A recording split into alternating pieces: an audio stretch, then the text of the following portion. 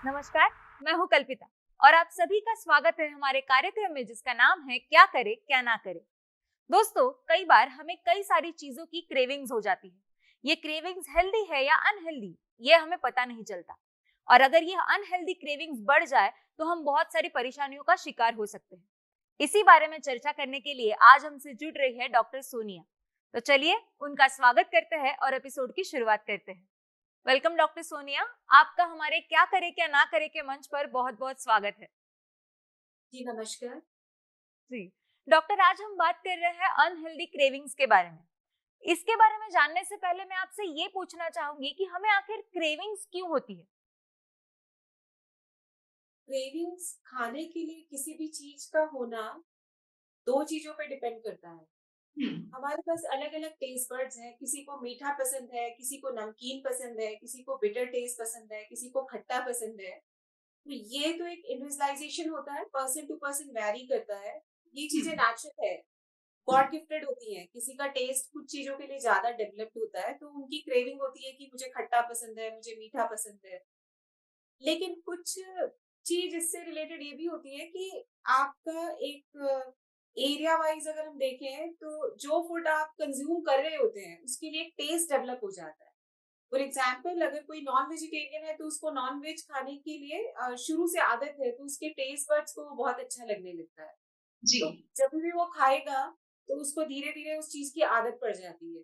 तो अमूमन जो हमारे टेस्ट डेवलप होते हैं या एक क्रेविंग्स होती है वो टेस्ट को लेके ही होती है और टेस्ट डेवलप होने में टाइम लगता है। जी। फॉर एग्ज़ाम्पल आप देखिए कि मान लीजिए किसी बच्चे को हो सकता है छोटा जब वो होता है, तो बहुत सारी चीज़ें नहीं अच्छी लगती पर वो धीरे-धीरे जब बाहर हॉस्टल में पढ़ने जाता है, वो खाने शुरू करता है और धीरे-धीरे, धीरे-धीरे उसके लिए उसका टेस्ट डेवलप हो जाता है। जी। तो ये एक प्रोसीजर होता है टाइम जैसे-जैसे टेस्ट डेवलप होगा वैसे-वैसे आपकी क्रेविंग्स चेंज हो सकती हैं।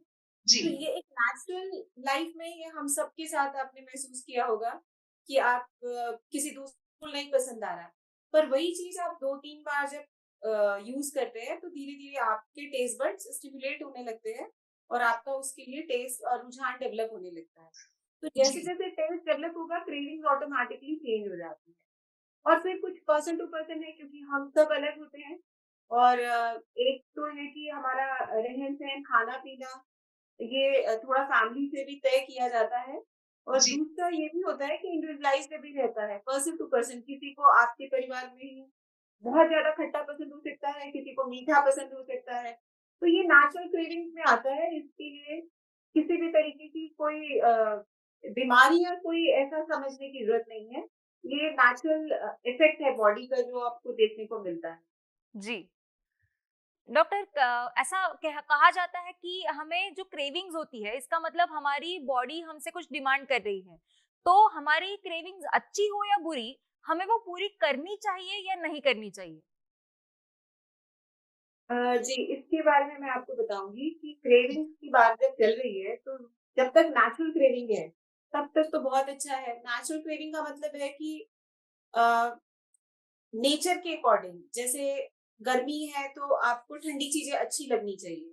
जी। ठंड है, तो आपको गरम चीज़ें अच्छी लगेंगी, ये स्वाभाविक है।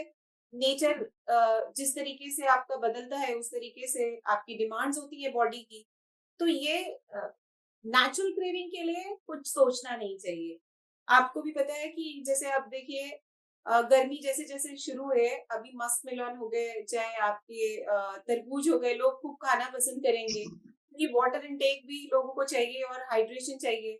तो भगवान ने बड़ी अच्छी प्रकृति की रचना की है कि जिस चीज़ की ज़रूरत होती है, जो डिमांड होती है, उस तरीके का ही नेचर में आपको कंज़्यूम करने के लिए भगवान ने सब कुछ दिया हुआ है, फूड प्रोडक्ट्स दिए हुए हैं। तो ये अननेचुरल तब हो जाती है जब जिस सीज़न में जो चाहिए वो ना खा के कुछ उल्टी डिमांड हो। तो जी। इस अननेचुरल क्रेविंग में आप इसको पूरा ना करके इसके पीछे के प्रॉब्लम को जानने की कोशिश करेंगे तो ज़्यादा अच्छा रहेगा। कारण ये है कि बॉडी की डिमांड हमेशा एक हेल्दी ह्यूमन बीइंग की वही होनी चाहिए जी। जो नेचर डिमांड करता है, ठीक है? अगर आज मैं ये बोलूँ कि मुझे बहुत ही गर्म पानी पीने का मन है, तो लगेगा अरे नहीं इतनी गर्मी में इतना गर्म पानी क्यों पीना है आपको? तो इस तरीके से हमारा जो नेचर के प्रति बॉडी का डिमांड है, वो हो, तो फिर तो कोई प्रॉब्लम ही नहीं है, चेंज करने की ज़रूरत नहीं है। पर जी, अगर आप नान-नान के क्रेविंग की बात करें, जो बच्चों में बहुत ज़्यादा देखने को भी मिल रही है, बड़ों में भी है, कि उनको फास्ट फूड बहुत पसंद आता है। जी। कोई बच्चे तो ऐसे हैं कि उनको ऑयली फूड बहुत पसंद है। अगर उनको सादा खाना दे दिया, तो हुँ, घर वाले परेशान रहते हैं कि वो खाना नहीं चाहते। बच्चे अवॉइड करते हैं कि नहीं, हमें चपाती, दाल तो खाना नहीं है, हमें बहुत मसाला, स्पाइसी फूड चाहिए। तो ये इस चीज़ के पीछे हमें ज़रूर कंसल्ट करना चाहिए या जानना चाहिए कि इतना जो अननेचुरल फूड हैबिट्स है, वो क्यों है?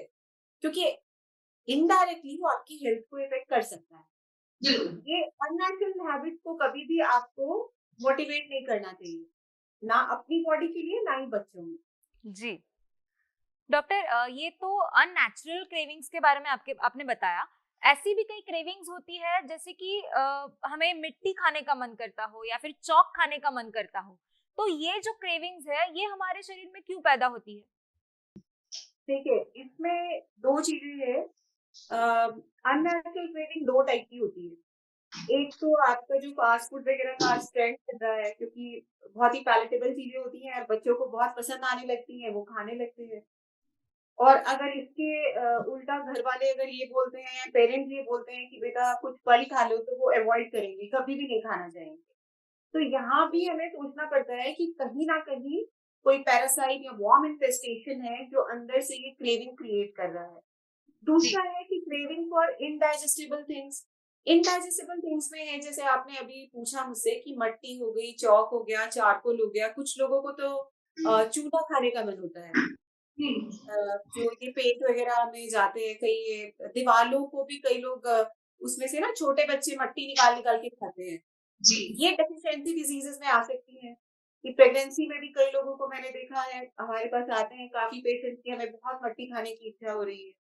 कुछ मदर्स कहती हैं, कि ऐसा लगता है कि हमारे डिज़ायर्स जो है वो चेंज हो गए हैं, क्रेविंग्स चेंज हो गई हैं प्रेगनेंसी में, जी, और हेल्दी क्रेविंग्स ना होके उनको इनडाइजेस्टिबल थिंग्स की क्रेविंग होती है। तो हुँ, जब भी इनडाइजेस्टिबल थिंग्स की क्रेविंग हो, चॉक, चारकोल, पेंसिल ऐसी चीज़ें अमूमन बहुत बच्चे खाते हैं, बड़ों में भी खाते हैं कुछ लोग, तो ये डेफिशिएंसी डिज़ीज़ को इंडिकेट करता है। फॉर एग्ज़ाम्पल अगर आप में कैल्शियम की कमी है, तो ये हो सकता है कि आपको चूना या चॉक, चारकोल खाने की इच्छा हो। या हुँ, आपको मध खाने का इच्छा हो रहा है, तो ये हो सकता है कि डेफिशिएंसी जो है बॉडी में, वो आयरन की कमी हो। तो बॉडी में अगर कोई चीज़ डेफिशिएंट है, तो वो डिमांड को पूरा करना चाहती है, उसकी क्रेविंग ऑटोमैटिकली बढ़ जाती है। जी, तो इसके लिए हम सप्लीमेंट्स वगैरह देते हैं, बड़ों को भी, बच्चों को भी। पर बेस्ट तो यही होता है कि आप हेल्दी जो फूड हैबिट्स है, अपने आप क्रिएट जब करेंगे, तो ये डेफिशिएंसीज़ ऑटोमैटिकली रिज़ॉल्व हो जाएँगी। जी। डॉक्टर, ये तो आपने बताया कि हमें ये क्रेविंग्स क्यों होती है, उसके कारण क्या होते हैं, क्या डेफिशिएंसीज होती है, ये तो हमें पता चल सकता है। लेकिन ये पता चलने के बाद भी ये जो क्रेविंग्स है वो तुरंत बंद नहीं होती। तो इसे रोकने के लिए, इसे थोड़ा कम करने के लिए हम क्या करें? देखिए, अगर आपका डेफिशिएंसी डिजीज़ेज़ है, आपने डायग्नोज़ कराया, अर्ली डायग्नोज़ हो गया है, तो ये तो जी, बहुत अच्छी बात है। आप उसके लिए अ आयरन डेफिशिएंसी है, तो जो भी फूड सोर्सेज़ हैं अवेलेबल हमारे पास घर पे भी, जिससे कि आपकी डेफिशिएंसीज़ रिज़ॉल्व हो सकती है। फॉर एग्ज़ाम्पल कुछ लोगों को पता नहीं होता कि कैल्शियम अक्सर कम होता है, तो लोग दूध पीना पसंद करते हैं। हुँ, पर ये छोटी-सी बात होती है कि 2 लीटर अगर आप मिल्क पी भी लेंगे, तो भी हुँ, कैल्शियम की मात्रा तो इतनी कम होगी उसमें कि वो आपकी डेफिशिएंसीज़ को फुलफिल नहीं कर पाएगी। जी, उससे उसके कंपैरिज़न में जो हेल्दी फूड सोर्स है आपका कैल्शियम का, अगर आप ठंड में तिल खा लें और 1 महीना जो हमें कुदरत ने दिया है, देखिए ये चीज़ सोचिए आप कि नेचर ने हमें कितनी अच्छी चीज़ें दी होती हैं। जी, तो ठंड में तिल के जो लड्डू खाते हैं और आप धूप में बैठते हैं, तो हो गई ना बात खत्म। विटामिन डी तो मिलेगा ही और साथ में आपको कैल्शियम भी मिलेगा, वो भी फ्री ऑफ कॉस्ट। तो ऐसी चीज़ों को आपको अडॉप्ट करना चाहिए। अगर आयरन डेफिशिएंसी है, तो जो भी फूड सोर्सेज़ रिच है आपका आयरन में, लाइक आपका ये रिसोर्सेज़ हो गया, पालक हो गया, हुँ, चाहे आपका फूड है, मेथी है, ग्रीन वेजिटेबल्स हैं, या फिर गुड़ खा सकते हैं आप उसके लिए। तो ये अवेलेबिलिटी आपको है ऑलरेडी, पर शायद इन हैबिट्स को धीरे-धीरे स्टेप बाय स्टेप आपको क्रिएट करना पड़ता है।